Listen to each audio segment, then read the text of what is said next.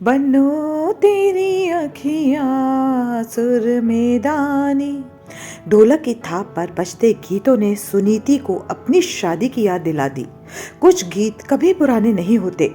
आज बिटिया निधि की हल्दी है और वो अपनी सहेली मीता की हल्दी की यादों में खो गई। इधर आ, कहकर मीता ने उसके गाल पर हल्दी लगा दी। ठीक किया मीता, अब इसकी शादी भी जल्दी ठहर जाएगी, कहकर वहां खड़ी मीता की मां हंस पड़ी। मैंने अभी शादी करनी ही नहीं, पहले मुझे बीएड करना है।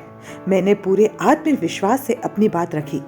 हम भी देखते हैं तेरा यह प्रण, कहकर मीता खिलखिलाई। सुनीति वॉश बेसिन में मुंह धोने को झुकी तो कानों में कोई बोल गया, बनो तेरी अखियाँ सुरमेदानी। सुनीति ने पलट कर देखा तो कोई नहीं दिखा। बारात के दिन मीता ने उससे कहा, मेरा दिल बहुत घबरा रहा है, आज तो मेरे पास ही रहना। मीता और सुनीति पार्लर साथ ही गए। उन्हें कार से लाने और ले जाने की ड्यूटी डॉक्टर मोहित यानी मीता के बड़े भाई के दोस्त को सौंपी गई। मोहित पूरे रास्ते बक करता रहा, आपने मेडिकल कॉलेज में भी इतना ही बोलते हो या आज ही बोलने का मौका मिला है?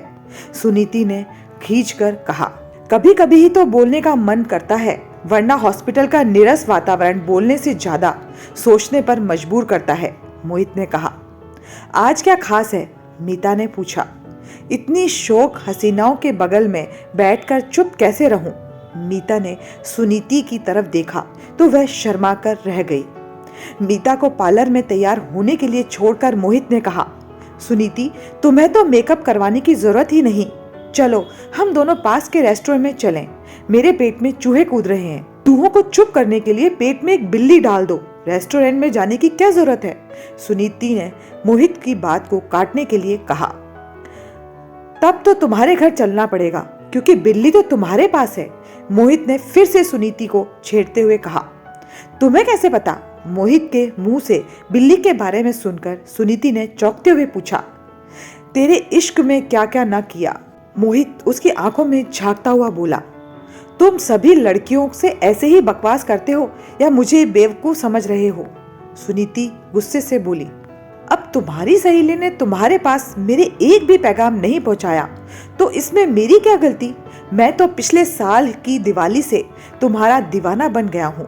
मैं तो पिछले साल की दिवाली को अब तक नहीं भूला हूँ, जब तुम्हें पहली बार गुलाबी चूड़ीदार सूट पहने हुए दुपट्टे को हवा में लहराते हुए अपने घर से निकलकर मीता के घर आते हुए देखा। ये बात तो सच है कि दिवाली के लिए मैंने गुलाबी सूट सिलवाया था, लेकिन मैंने तुम्हें पहले कभी मीता के घर देखा हो याद नहीं आ रहा। आपकी आंखें हम जैसे नाचीज को कब से याद रखने लगी? मोहित का शायराना अंदाज सुनीति को भा गया। गाड़ी रेस्टोरेंट की तरफ मुड़ते हुए मोहित गुनगुना उठा, बनो तेरी अखियाँ सुरमेदानी। फिर सुनीति की तरफ देखते हुए बोला, वैसे ये लाइन तुम्हारी आंखों को ही सूट करती है। सुनीति और मोहित की यह मुलाकात एक नए संबंध की तरफ कदम बढ़ाने लगी, जहां समाज की रीति रिवाज बोझ लगने लगते हैं। मम्मी आप पापा को मना लो प्लीज, सुनीति अपनी माँ से लाड़ जताते हुए बोली।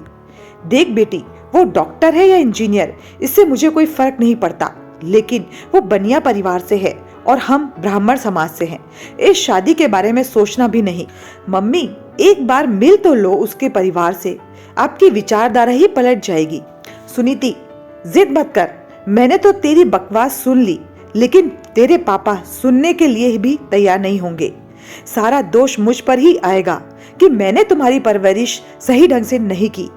माँ ने सुनीति को समझाने की पूरी कोशिश की और थोड़ा धमकाया भी। सुनीति के लिए ये सब सहना आसान नहीं था। अपने कमरे में जाकर वह बहुत देर तक फवक कर रोती रही। अगले दिन सुनीति ने मोहित से साफ कह दिया कि अब वह इस राह पर उसके साथ और आगे नहीं चल सकती। मोहित कुछ दिन सदमे में रहा। उसे समझ नहीं आ रहा था कि वह सुनीति को कैसे समझाए कि वह उसके बिना नहीं रह सकता। फिर एक दिन उसने आर या पार करने का फैसला कर लिया। उस दिन रविवार था। सुनीति के घर लैंडलाइन फोन की घंटी बार बार बजने लगी। रिसीवर उठाने पर दूसरी तरफ से सिर्फ तेज तेज सांस चलने की आवाज आती रही, मानो कोई बहुत कुछ कहने की हिम्मत जुटा रहा हो और उसका प्रयास असफल हो रहा हो। तंग आकर सुनीति के पिता ने फोन का रिसीवर नीचे रख दिया। सुनीति का मन एक अजीब सी घबराहट से भरा हुआ था। क्या कहे, किससे कहे? शाम को पिताजी के घर से निकलते ही सुनीति ने सबसे पहले फोन का रिसीवर हैंडल पर रखा और घंटी बजने का इंतजार करने लगी। सेकंड, मिनट, फिर 1 घंटे बीत गया। सुनीति का दिल किसी अनहोनी की आशंका से तेजी से धड़कने लगा। फोन के घनघनाते ही सुनीति ने एक झटके से रिसीवर उठा लिया और बोल उठी, कहो मोहित, क्या कहना चाहते हो? मैं जानती हूँ कि ये तुम ही हो। हाँ सुनीति, मैं ही हूँ। बस मैं एक ही बात कहना चाहता हूँ, चलो हम कोर्ट मैरिज कर लेते हैं। मुझसे ये दूरी अब बर्दाश्त नहीं होती। नहीं, मैं ये नहीं कर सकती। क्या तुम्हें मुझसे प्यार नहीं? हाँ है, और हमेशा रहेगा, लेकिन मैं अपने मम्मी पापा के प्यार और विश्वास को नहीं तोड़ सकती। वो कस्में, वो वादे सब झूठे थे। तुम सब कैसे भूल सकती हो? मेरे वश में बस इतना ही है कि मैं तुम्हारी याद में उम्र भर कुंवारी रहूं, कहकर सुनीति ने फोन का रिसीवर नीचे रख दिया और फूट फूट कर रो पड़ी। वो इस बात से अनजान थी कि पिताजी उसके बातचीत दूसरे कमरे में लगे एक्सटेंशन से सुन रहे थे। पिताजी ने निर्णय लेने में देर नहीं की। अचानक सुनीति ने अपने कंधे पर दबाव महसूस किया। उसने पलटकर देखा तो पिताजी खड़े थे। यहाँ अकेले खड़ी क्या सोच रही हो बेटी? हर एक माता पिता के जीवन में यह पल आता है जब उसकी बेटी अपने घर से विदा लेकर नई पहचान की चुनर ओढ़े नए रिश्तों को जोड़ने निकल पड़ती है। पिताजी, आपने बिल्कुल सही कहा। सुनीति भावुक हो उठी। तब तक मोहित भी वहां पहुंच चुका था। सुनीति इस बात से बेखबर थी कि मोहित और पिताजी की बातें हो चुकी है। बेटी की खुशी की खातिर पिताजी शादी के लिए राजी हो गए। मोहित को सामने देख सुनीति घबरा गई, लेकिन पिताजी ने जब मोहित को गले लगाया तो सुनीति की आंखों से खुशी के आंसू बहने लगे। बेटी की शादी में अपनी शादी के किस्से याद कर सुनीति की आंखों में एक बार फिर खुशी के आंसू आ गए।